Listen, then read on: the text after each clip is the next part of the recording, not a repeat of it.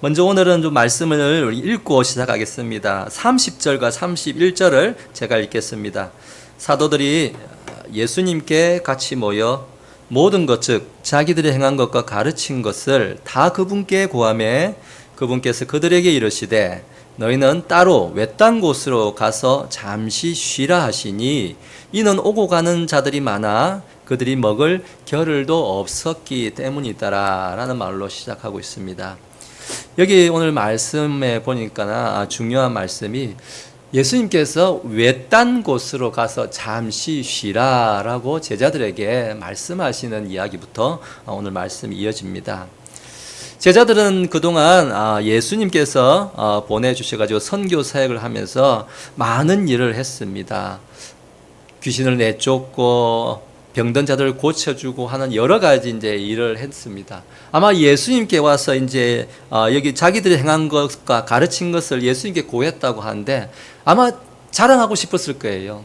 예수님, 저희가 이런 일도 했습니다. 저희가 저런 일도 했습니다. 너무 놀라웠습니다. 우리 참 은혜 많이 받고 참 기적을 체험하고 그랬습니다. 그 말이 너무너무 하고 싶었을 거예요.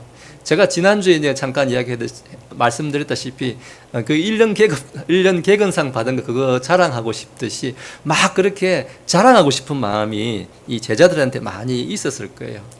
근데 예수님은 제자들이 막 그런 이야기를 하는데 한마디 말씀하시는 것이 외딴 곳으로 가서 잠시 좀 쉬어라 이 말씀을 주십니다. 너희들 참 잘했다. 정말 대단한 일을 했구나. 할렐루야 이렇게 칭찬해주고 축하해주고 격려해주는 것이 아니라 잠깐 저 한적한 곳에 가서 사람 없는 데 가서 좀 쉬어라. 예수님께서는 그렇게 말씀해 주고 있습니다. 예수님께서 이렇게 말씀하신다는 것은 지금 제자들에게 사람들에게 가서 사람들의 병을 고쳐주고 마귀들을 내쫓고 대단한 일을 하고 온 그 제자들에게 지금 필요한 것은 뭐냐? 한적한 곳에 가서 사람들이 없는 곳에 가서 사람들이 찾지 않는 그런 곳에 가서 조금 쉬어라는 거예요. 조금 쉬는 것이 필요한 상태이다라고 예수님께서 말씀을 하고 있습니다. 우리는 물론 이 말씀에 이제 1차적으로는 당연히 육체적으로도 피곤하겠죠. 말씀 선포하고 하면서 예수님께서 뭘 제자들에게 가져가라고 줬습니까? 아니요. 신발 2개도 가져가지 말고 지팡이 1개 달랑 짚고 얼마나 고생을 했겠습니까? 그죠? 잘 먹지도 못했을 것 같아요. 그랬는데 오늘 이 제자들에게 예수님께서 가서 좀 쉬어라. 육체적인 쉼도 있을 수 있겠지만은 오늘 예수님께서 말씀하시는 의도는 좀 다른 의도가 있는 것 같습니다. 육체의 쉼과 함께 우리 영적인 그런 휴식, 안식이 필요하다라고 예수님께서 제자들에게 말씀해 주시는 것 같습니다. 오늘 우리 제자들과 같은 상황, 뭔가 된다고 싶은 생각이 많이 들었을 거예요. 마귀들을 내쫓고 손만 얹으면 그냥 사람들이 그냥 아프던 사람들이 벌떡벌떡 일어나고 치료를 받고 다 낫고 하는 이런 오늘 성경에 다 기록하지 않았지만은 이런 놀라운 일들을 체험하는 이 제자들, 사도들 얼마나 이렇게 정말 어깨에 힘이 들어갈 상황입니까? 어깨에 힘이 들어갈 만도 하죠. 근데 오늘 예수님은 그러한 상황일수록 가서 좀 한쪽에 외딴 곳에 가서 좀 잠깐 쉬어라. 안식을 취해라. 어쩌면 그런 마음에 자랑하고 싶은 마음에 좀 내세우고 싶은 마음에 필요할 것은 뭐냐? 안식이 필요하다라고 예수님께서 말씀을 오늘 해주고 있습니다. 오늘 이 말씀을 우리가 먼저 생각할 때에 저는 오늘 우리 말씀의 전체적인 맥을 짚는 한마디를 생각하자면은 우리는 신앙의 본질, 제자도의 본질, 사역의 본질을 생각하자는 것입니다.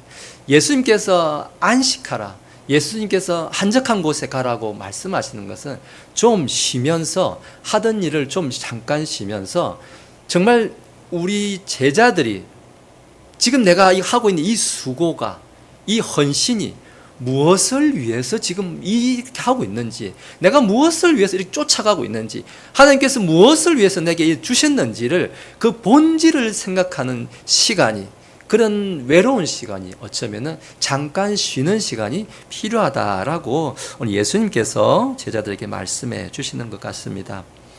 자, 이어서 이제 32절로 이렇게 가니까는 예수님과 또 제자들이 이제 배를 타고 한적한 곳으로, 외딴 곳으로 이렇게 떠나시는 장면이 이어지고 있습니다.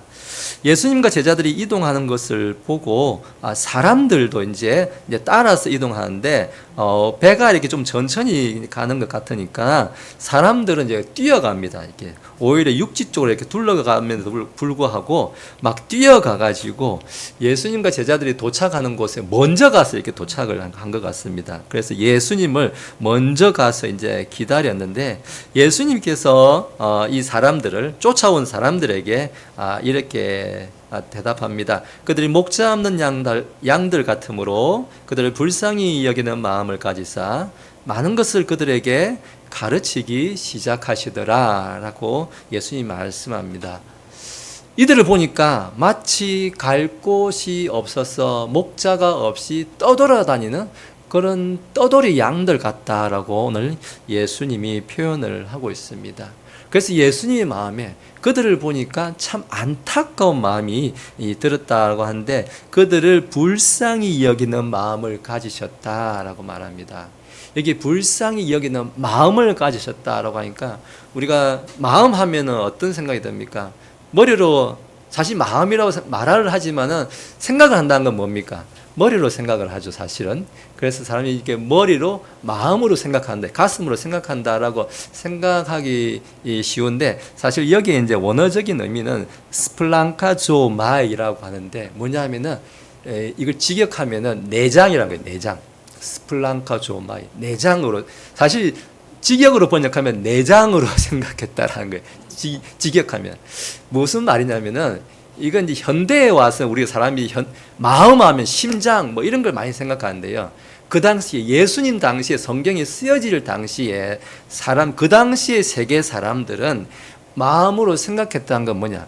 이 장으로 생각했다는 거예요. 장으로. 그 스플랑카 조마이라는 것은 우리의 장으로 생각했다는 거예요. 우리가 요즘에도 그런 말을 씁니다. 우리가 직감이라는 말 쓰죠. 내 요즘 직감이 어땠다고 하잖아요. 그 직자가 한문 한자로 장이라는 뜻이에요.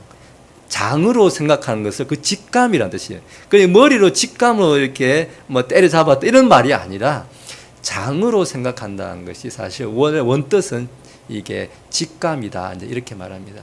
그래서 너무 이렇게 속으로 이렇게 창자가 정말 끊어지는 듯한 그러한 애통한 마음으로 예수님께서 이 사람들을 참 불쌍히 여기셨다라고 말씀하시면서 그들을 불쌍히 여기기 때문에 가르치기 시작하시더라. 가르쳤다라고 말합니다.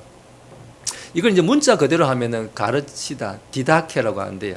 그렇다고 해서 무슨 예수님이 자 이제 오늘부터 이제 또 구약 성경 펴가지고 몇 장 몇 절에 뭐가 어떻고 저쩌고 이런 지식을 가르쳤다는 그런 뜻이 아니에요.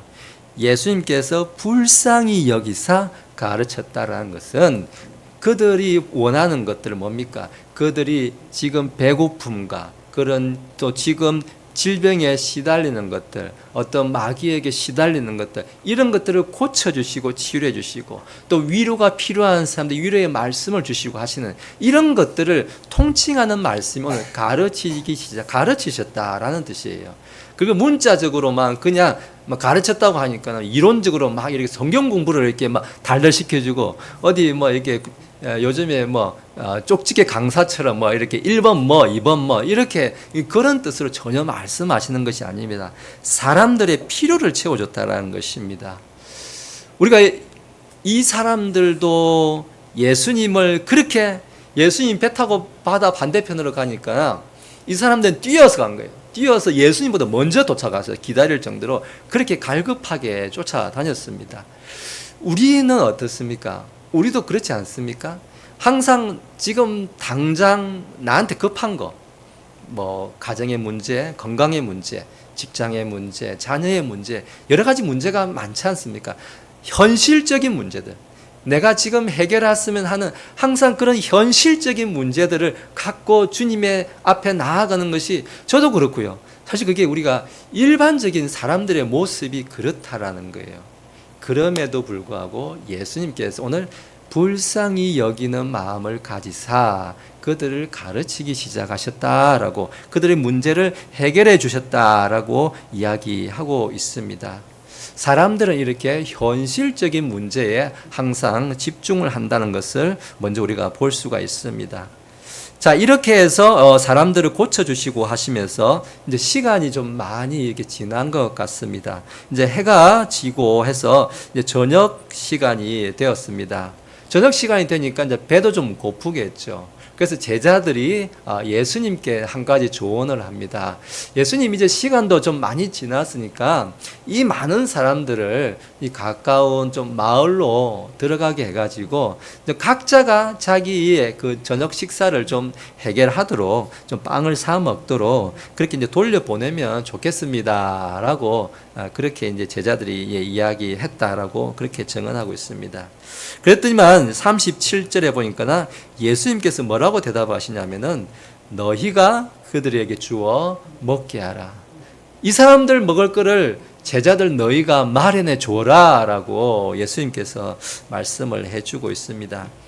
오늘 우리가 살펴보는 이 똑같은 말씀이 뭐 마태복음도 있고 누가복음도 있고 요한복음도 있고 사복음서에 다 나옵니다만은 특별히 좀 상세하게는 요한복음 6장에 가면은 오늘 이 말씀들이 좀 더 상세하게 묘사가 되어 있는데, 예수님께서는 지금 요한복음에서는 누구한테 직접적으로 제자 가운데 말씀하시냐면은 제자 가운데 빌립이라는 그 제자한테 특징해서 이렇게 말씀해 주고 있습니다. 여기 요한복음 6장 5절 보면은 우리가 어디 가서 빵을 사서 이들을 먹이겠느냐 하면서 빌립한테 이렇게 말합니다.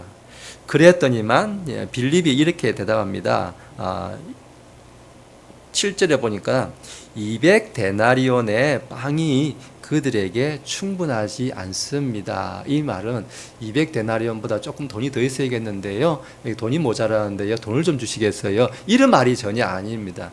우리가 예수님 200데나리온 어치의 빵을 사다가 온들 이 사람을 다 먹일 수 있겠습니까? 우리는 못합니다 라고, 이제 할 수 없습니다 라고 예수님께 빌립이 먼저 대답합니다. 또 옆에 있던 또 다른 제자가 다시 또 이야기합니다. 안드레라, 베드로의 형제죠. 안드레가 또 이야기합니다. 여기 한 소년이 있는데요, 예수님, 이 소년한테 보리빵 5개와 물고기 2마리도 가지고 있습니다. 그런데요, 그것들이 이 많은 사람들한테 무슨 소용이 있겠습니까? 이 보리빵 5개와 물고기 2마리를 가지고 온들 무슨 소용이 있겠습니까? 자꾸 왜 우리 보고 자꾸 해결하라고 하시는데, 주님, 우리가 할 수 없습니다. 할 수 없습니다. 라고 오늘 제자들이 그렇게 이야기하고 있습니다. 여기 빌립이 말했던 200데나리온 어치의 빵, 200데나리온, 이제 그 당시에는 1데나리온은 하루치 1당이에요. 보통 평균적인 남자들의 하루 1당. 뭐 요즘으로 치면은 그냥 다 뭐 지금마다 다르겠지만은 요즘 뭐 최저 시급하면은 만 조금 더 되니까 뭐 한 10만 원 정도 잡을게요. 한 10만 원, 1데나리온이 한 10만 원 정도라고 생각을 할게요. 그러면은 이게 200데나리온이면 2천만 원 정도. 2천만 원어치 빵을 산다고 한들 그래도 감당 안 됩니다. 근데 나중에 이렇게 나옵니다만 이게 5천 명의 사람들 먹였다 하잖아요. 근데 그 5천 명이 남자만 5천 명이라고 성경이 이야기하고 있어요. 남자만 5천 명이면은 아내도 있죠, 자녀들도 있죠. 그러면은 몇 명입니까? 2배, 3배로 늘어난다는 거예요. 적어도 10,000명, 20,000명씩 이렇게 여기에 몰려 있었다는 거예요. 근데 이 많은 사람들이 2천만 원치 빵을 산다고 한들, 그리고 안드레의 말처럼 이 빵 5개, 물고기 2마리를 가지고 온들 이게 되겠습니까? 우리가 할 수 없는 일을 자꾸 주님께서 우리 보고 하라고 하십니다 라고 제자들이 지금 불평을 늘어놓고 있는 상황인 것입니다.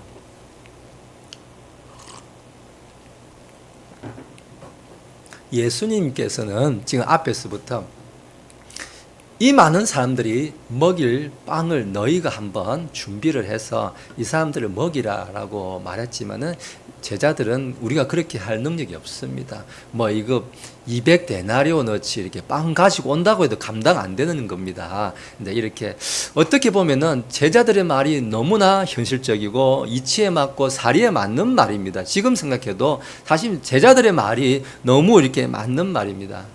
우리 요한복음 6장에서 아까 빌립에게 예수님께서 말씀하셨다고 했죠. 빌립은 베세다 사람이에요. 근데 이 말씀이 오늘 이렇게 이루어지고 있는 이 장소가 어디냐? 베세다라고 성경이 알려주고 있습니다. 빌립은 베세다 사람, 자기 동네의 사람이에요. 지금 자기 동네, 여기 인근 마을 사람들의 사정을 누구보다 잘 알고 있습니다. 누구보다 잘 알고 있기 때문에 예수님은 요한복음에서 어쩌면 빌립에게 물었는지 모르겠습니다. 네가 이 동네 사정을 네가 잘 알고 있으니까 너희 동네니까 네가 한번 해결해 봐라 라고 요청했는지 모르겠습니다. 예수님께서는 오늘 요한복음 6장에서도 미리 다 아셨다라고 말합니다. 6장 6절에 보면 이렇게 말씀하신 것은 친히 행하실 것을 아셨으므로 그를 시험하려 하심이더라. 6절에 그렇게 말하고 있습니다. 빌립을 시험하기 위해서 예수님께서 일부러 빌립에게 이렇게 말씀하셨다라고 말합니다. 오늘 우리에게 적용을 좀 하면 이렇습니다. 오늘 우리에게도 이렇게 말씀하실 수 있습니다. 할 수 없는 일을 예수님 저보고 지금 이걸 진짜로 해라고 주시는 일이에요? 아니면 나를 떠올라고 시험하시려고 주시는 일이에요? 예수님 이거는 200데나리온어치가 아니라 더 가지고 온다고 저는 못하는 일입니다 라고 오늘 이런 상황들을 예수님께서 우리에게 주시지 않나라는 것입니다. 제자들이 할 수 없다는 것을 예수님이 모르지 않습니다. 너무 잘 압니다.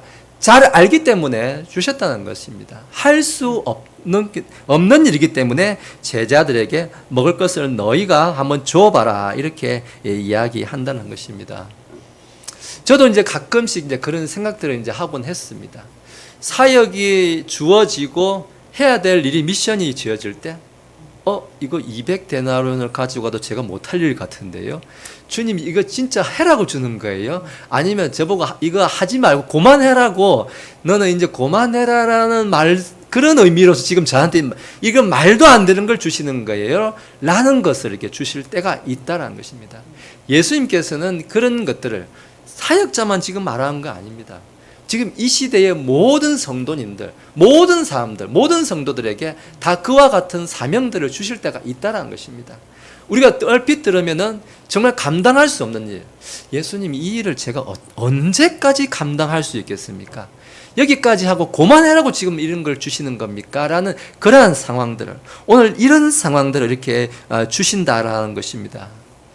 우리가 뭐 구약 시대에도 신약 시대에도 많이 있었지만은 모세가 하나님께 그 떨기나무에서 부름 받았을 때 뭐라고 대답합니까?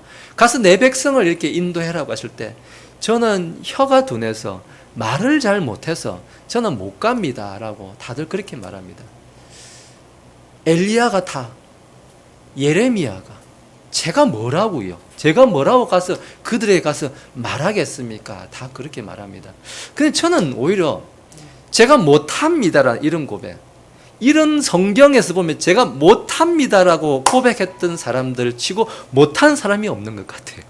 그렇지 않습니까? 제가 할 수 있습니다라고 나갔던 사람들이 다 실패하는 거.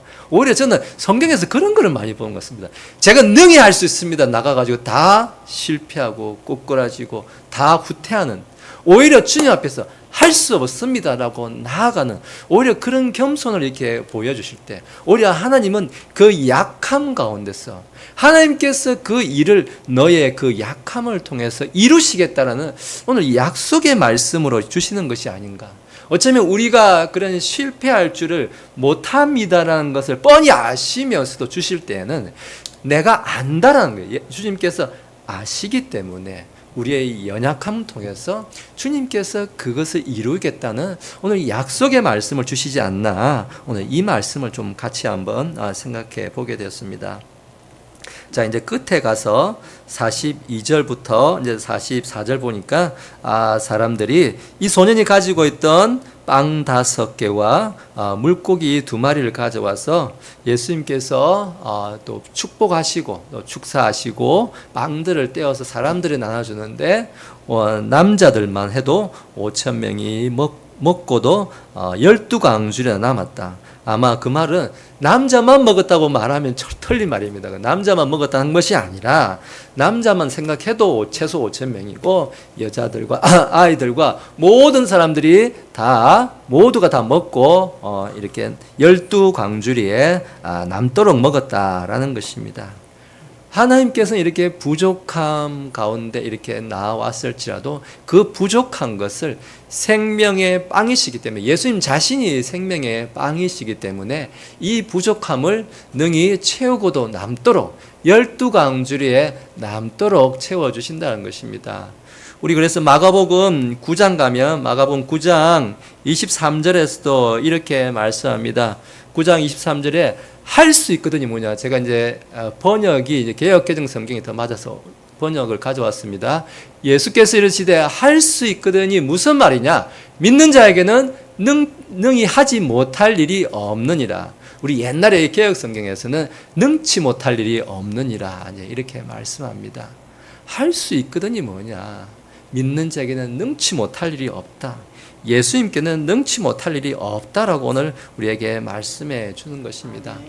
내가 뭔가 할 수 있을 것 같고 마귀도 쫓아보니까요, 이제 무슨 일을 맡기도 할 수 있을 것 같은데 오히려 별것 아닌 것 같은 이 빵을 이렇게 조금 대접하는 것, 이것조차, 이 작은 일조차도 할 수 없었던 제자들에게 오늘 예수님께서 이 모든 것을, 사람들이 하지 못한다고 하는 것들을 예수님께서는 능히 하시는 분이시다라는 것을 먼저 우리 제자들과 오늘 사는 우리에게 말씀해 준 말씀입니다.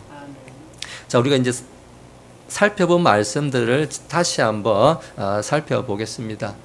오늘 앞에서부터 보니까 선교 사역을 이렇게 마치고 돌아온 제자들에게 예수님께서 하신 말씀은 좀 쉬는 것이 필요하다, 안식이 필요하다, 이렇게 말씀하셨습니다. 그것은 좀 생각하는 시간이 필요하다는 거예요. 능력이 부족하다는 그런 말을 이제 하는 것이 아니라 오히려 능력이 넘치고 차고 넘칠수록 우리가 사람들이 없는 곳으로 가서 생각하는 시간이 필요하다라는 것입니다.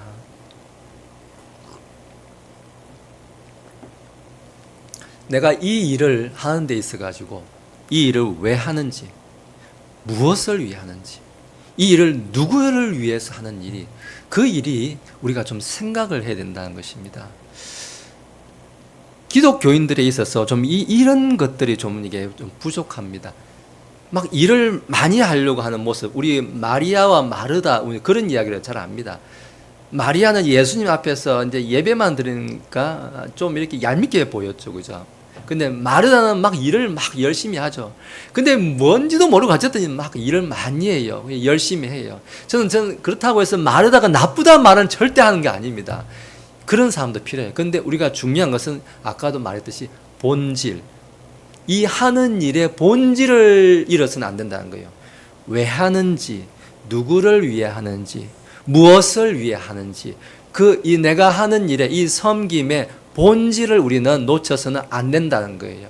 예수님께서 잠깐 쉬라고 하는 것은, 안식해라고 하는 것은 우리가 뭔가 대단한 일을 되는 것 같고 하는 것 같고 하지만은 그럴 때일수록 우리가 놓치지 말아야 된다는 것은 우리가 그 일의 본질을 늘 생각해야 된다. 우리가 무엇을 위해서 이렇게 하고 있는가를 생각해야 된다는 것입니다. 그래서 우리가 뭔가 한 가지 일에 너무 이렇게 잘 되고 뭔가 심취하다 보면은 갑자기 방향성을 잃어가지고 내가 원래 목표한 데가 아니라 좀 이게 힘이 지나쳐가지고 잘못 한쪽으로 좀 이렇게 치우치는 경우가 이렇게 우리가 좀 생기는 경우도 있는 것 같습니다.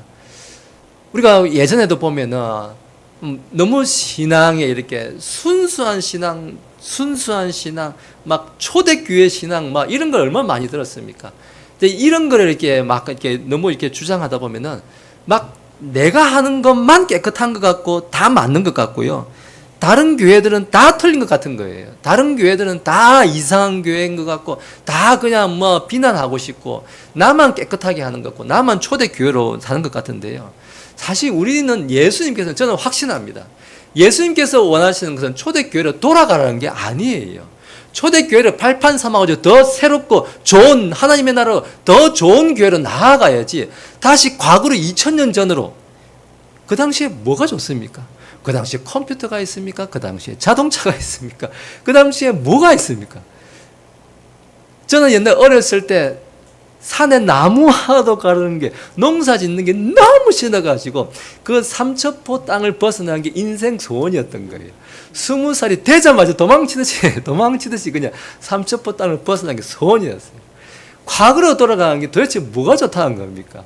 초대교회로 돌아가면, 초대교회, 그러면 우리가 베드로나 바울 사도, 야고보 사도를 불러놓고 이 불가능한 일이지만은 여기 좀 앉게 하시고, 우리가 그때로 한번 다 같이 돌아갔으면 좋겠습니다.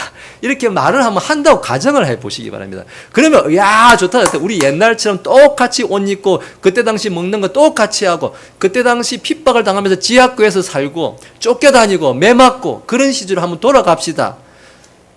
과연 베드로가 그래야 참 잘했다 이렇게 생각할 거예요? 박수 칠까요? 바울이 잘했다 박수 칠까요? 우리는 큰 책망을 들을 거라고 생각합니다. 왜 그런 어리석은 생각을 하냐? 예수님께서 이 좋은 대한민국 땅을 주셨고, 이 좋은 자유를 주셨고, 이 좋은 살기 좋은 나라를 만들어 주셨고, 이 좋은 환경을 주셨는데 뭐 하려고 그 2000년 전으로 돌아가려고 그렇게 못 가서 안달이냐라고 분명히 저는 책망할 거라고 생각해요. 그렇지 않나요?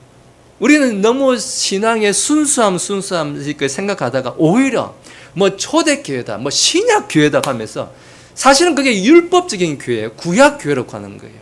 그런 식으로 자꾸 생각하다 보면 너무 열심히 지나치고 한쪽으로 힘이 치우쳐가지고 잘못된 구약교회를 되돌아간다는 거예요. 우리는 되돌아가라고 예수님께서 교회를 만드신 게 아니에요. 더 새롭고 좋은 곳으로 나가요. 하나님 나라는 그런 나라입니다. 예수님께서 우리 약속해 주시는 그런 하나님 나라는 과거로 돌아가는 나라가 아니에요. 저 좌파들이 하는 것처럼 옛날 70년대, 80년대로 돌아가자, 절대로 그렇게 가서는 안 되는 것입니다. 더 새롭고 좋은 나라로 가야 되는 것입니다. 예수님께서는 그런 나라를 우리한테 약속해 주셨던 것입니다. 오늘 우리 제자들 자신이 이룬 그 업적, 어쩌면 과거에 내가 화려했고 어쩌면 내가 신앙생활의 그런 경험이나 체험이나 그런 것들을 그리워하고 그런 것들, 과거에 순수한 신앙 좋았는데 어쨌는데 뭐 하면서 그런 신앙요. 한때 그런 신앙 경험 안 해본 사람 여기 누가 있습니까? 정말 주님이 너무 좋아가지고, 저도 옛날에 중고등학교 때 수련회 가면요, 그 강가에 이 자갈밭에서 무릎 꿇고 앉아가지고 철야 새벽 기도를 하고 밤샘 기도를 하고요. 그런 시절이 없었습니까? 다 있었습니다. 온갖 이상한, 우리가 지금 말로 표현할 수 없는 그런 체험들도 하고요.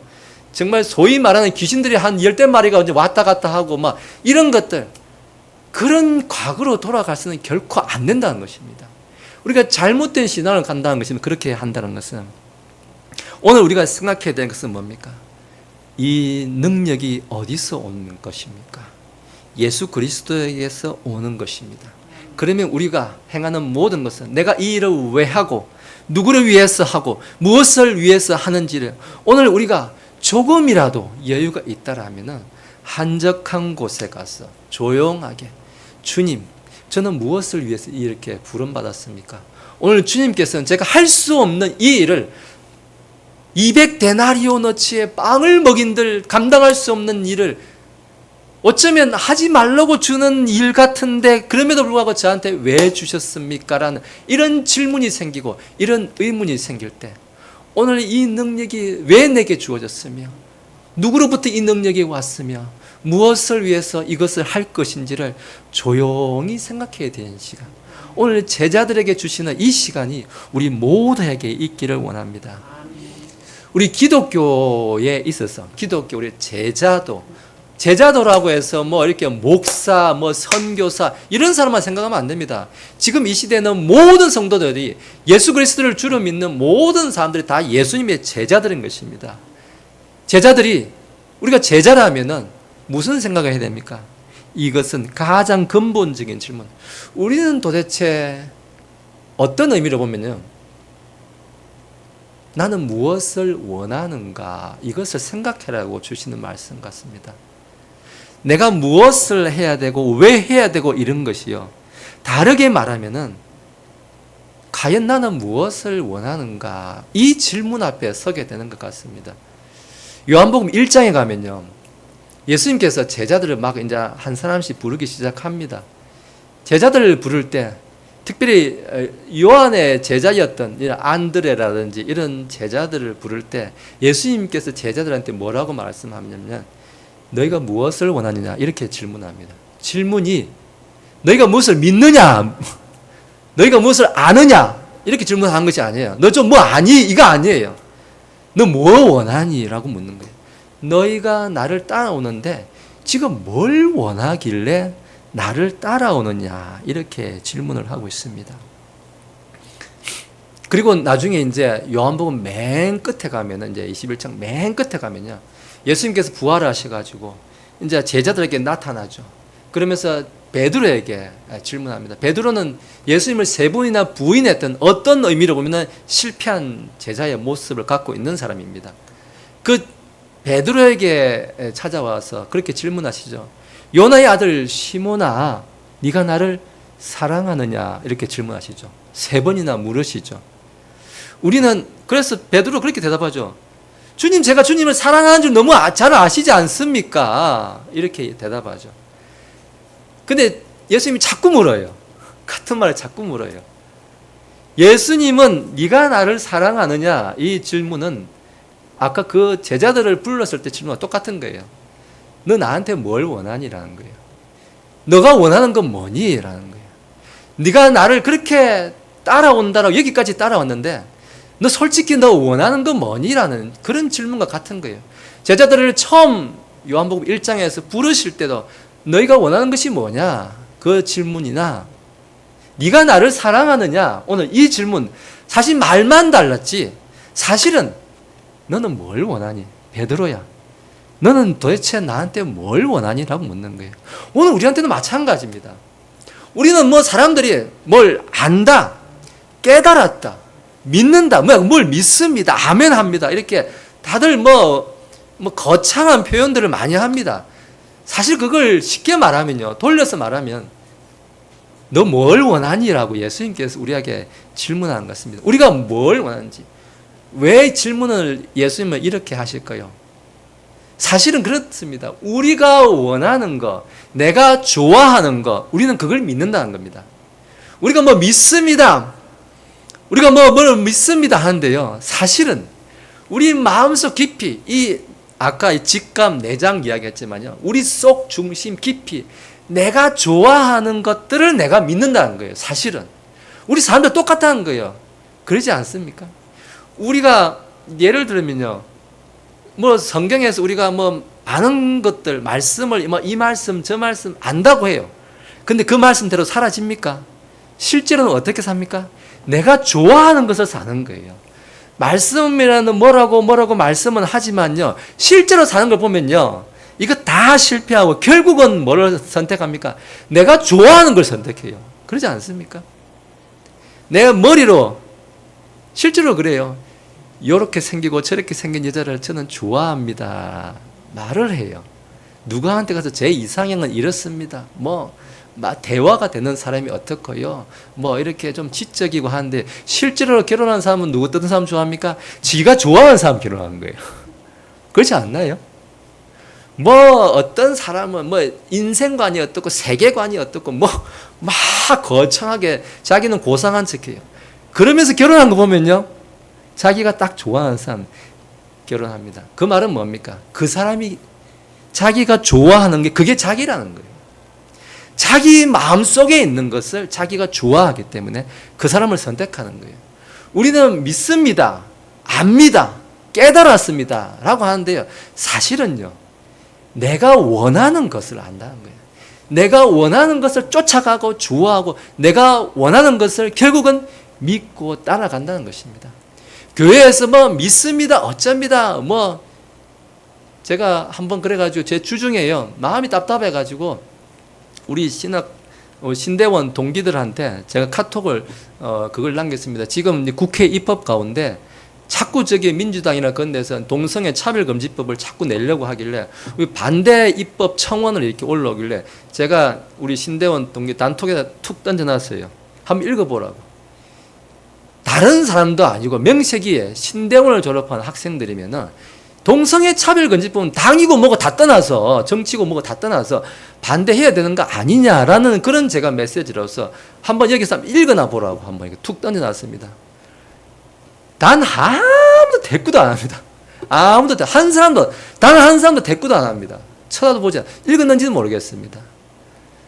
많은 제가 수업 중에도 느꼈지만은 많은 사람들이 신학교에 있는 많은 사람들이 교수님도 저는 90% 이상이라고 생각합니다. 많은 사람들이 그렇게 동성애 차별금지법 그렇게 반대한다고 입으로는 그렇게 말하면서요. 실제로는 그러면 가수는 어떻게 합니까? 동성애 차별금지법 하겠다는 사람을 찍어준다는 거예요. 왜 그렇습니까? 자기가 좋아하니까요.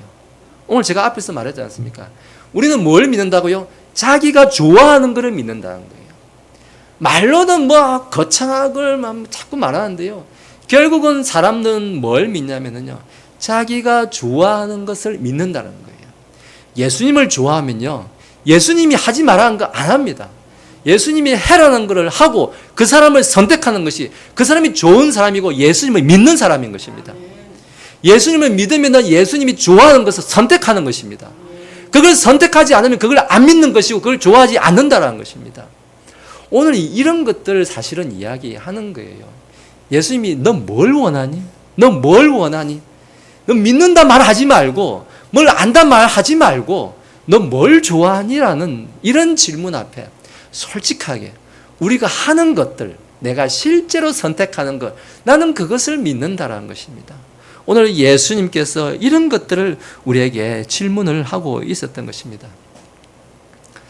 그럼에도 불구하고 저는 우리가 이런 것들을 좀 생각하면 좋겠습니다. 우리가 행하는 것들 참 능력 없는 것 같고 아무것도 아닌 그런 것들 속에 우리는 살아갑니다. 오늘 어쩌면은 200데나리오너치의 빵인들 우리가 감당하겠습니까? 라는 이란 어쩌면 무기력한 것 같고요. 아니 저희 그런 거 못합니다. 라는 그런 말이 저절로 나오는 이런 상황 속으로 우리가 인도받기도 합니다. 주님이 보내시기도 합니다. 억지로라도 하게 하십니다. 제가 이제 지난주에 넘어가고 자꾸 이제 말씀드려서 좀 죄송한 마음도 듭니다만은 제가 이제 지난주에 저희 이제 고향집 이제 청소하면서 우리 그 고향교회 목사님과 또 여자 집사님이 같이 오셔가지고 한 오후부터 이제 밤 시간까지 그 오랫동안 정말 진짜 중노동보다 더 중노동 같은 그 고생을 하셨어요. 정말 집을 치운다고 그 쥐가 우글거리는 데서 이렇게 고생을 하고 이제 가셨는데 지난 주중에 저희 형수님이 이제 전화가 왔어요. 저희 형수님이 불신자예요. 제가 보기에는 교회를 싫어해요. 안 믿는다 못해서 싫어해요. 제가 보기에는. 저 형님도 당연히 안 믿어요. 그래서 저는 매일 기도하는 게 난 하루도 빠지지 않고 제 형님들, 형수님, 매형 다 예수님 좀 믿게 해주세요. 이 삶에서 돌이키게 해주세요. 항상 당연히 우리 성도님들 위해서도 당연히 기도하고 있지만은 제 가족들의 구원, 형제들의 구원을 위해서도 매일 기도합니다. 근데 형수님이 전화가 와가지고 그렇게 하더라고요. 사실은 내 마음에 너무 감사해서 그 워런 교회에 감사 헌금을 좀 하고 싶은데 도련님 그 교회의 계좌번호를 좀 이렇게 목사님께 좀 알아봐 주세요. 그래서 그 목사님 사실 자기는 이렇게 믿지는 않지만은 요즘에 어느 교회 목사가 와서 그 험한 데 와서 그런 일을 해주는 목사가 세상에 어디 있습니까? 이렇게 하면서 뭐 많지는 아니지만 적지만 제가 감사 헌금을 하겠다고 이야기하는데 사실 저희 형수님이 그동안 제가 알기로는 평생의 처음이에요. 평생의 처음으로 감사헌금 하나님께 무언가를 드리는 일을 처음 하는 거예요. 지금 하는 일이 제가 무슨 신앙으로 했다 이렇게까지 말할 수는 없습니다. 그럼에도 불구하고 우리는 알 수 없습니다. 하나님께서 그 작은 일들 위해서 어쩌면 그 교회 목사님을 부르시고 그 정말 진짜 비위생적이고 저 험악한 데로 불러가지고 어쩌면 목사님도 제가 참 말씀은 다 못 드려도 일하면서 짜증도 났을 거예요. 화도 났을 거예요. 저보다 이게 나이도 좀 젊으신 분이 돼가지고 어쩌면은 이렇게 하는 적이 마음에서 몇 번 올라왔을 거예요. 그럼에도 불구하고 끝까지 참고 그 일을 이렇게 감당했을 때 정말 불신자의 마음에 감동을 주어서 하나님께 뭔가를 드려야겠다는 그 마음이 생기게 하신 거, 저는 성령님께서 그 마음을 움직이셨다고 믿습니다. 하나님이, 성령님이 아니고서는 아무도 주를 인정할 수 없다라고 성경은 말씀합니다. 우리의 불신자의 그 마음을 움직이게 하시는 거, 성령님의 역사라는 거예요. 저는 제가 기도하면서도 진짜 믿겠습니까? 이런 마음이 들어요. 사실은 하루 이틀 기도했습니까? 한 해 두 해 기도했습니까? 1년 2년 된 거 아니에요. 10년도 더 기도했어요. 믿겠습니까? 그렇지만 어쩌겠습니까? 오늘도 기도합니다. 하나님 제발 우리 형제들의 마음을 좀 변화시켜 주십시오. 하나님 두려움을 심어주셔서 하나님이 계시다는 것을 좀 알게 해주십시오. 이런 것들이 조금씩 한 번이 되고 두 번이 되고 세 번이 되고, 저는 이런 것들을 통해서 하나님께서 반드시 변화시켜 주실 줄로 믿습니다. 우리는 우리가 불가능하다고 생각하는 것들, 오늘 제자들의 마음처럼 200데나리온의 빵인들 감당하겠습니까? 라는 그런 상황 속으로 우리가 내몰리고 우리가 보냄을 받을 때에 오늘 주님께서는 우리가 불가능하다는 것을 통해서 생명의 빵이신 예수님께서 그 모든 것을 다 가능케 하신다는 그런 믿음을 주시는 줄로 믿습니다. 오늘 제가 설교의 제목을 예수 그리스도는 생명의 빵이다라고 이렇게 말씀을 드렸습니다. 30절에 첫 단어가 이렇게 사도들이 하면서 제자들을 하지 않고 사도들이 예수님께 같이 모여서 이렇게 말합니다. 사도들이라고 말합니다. 우리는 사도들이라고 하니까 무슨 계급적인 그런 사도만 생각하기 쉽습니다. 사도의 원뜻은 보냄을 받은 자예요. 보냄을 받은 자는 어떻게 해야 됩니까? 예수님이 가서 전해라고 하면 가는 거예요. 그런데 또 오늘 어떻게 했습니까? 저 외딴 곳으로 가서 좀 쉬어라고 하면 가서 쉬어야 되는 거예요. 하지 마라라고 하면 하지 말아야 되는 거예요. 근데 가라라고 하면 가야 되는 거예요. 하라고 하면 하고, 하지 말라고 하면 안 하고, 좀 쉬어라고, 사람들이 외면받는 곳, 사람들이 없는 곳, 불가능한 곳에 가라고 하면 가는 거예요. 200데나리온어치의 빵인들, 우리가 불가능하다고 생각하는 것들 하라고 하면 하는 거예요. 오늘 근데 그런 것들 속에서 하나님께서 우리의 연약함 속에서 생명을 주시는 예수 그리스도께서 모든 것을 가능케 하시고 채우신다는 것입니다.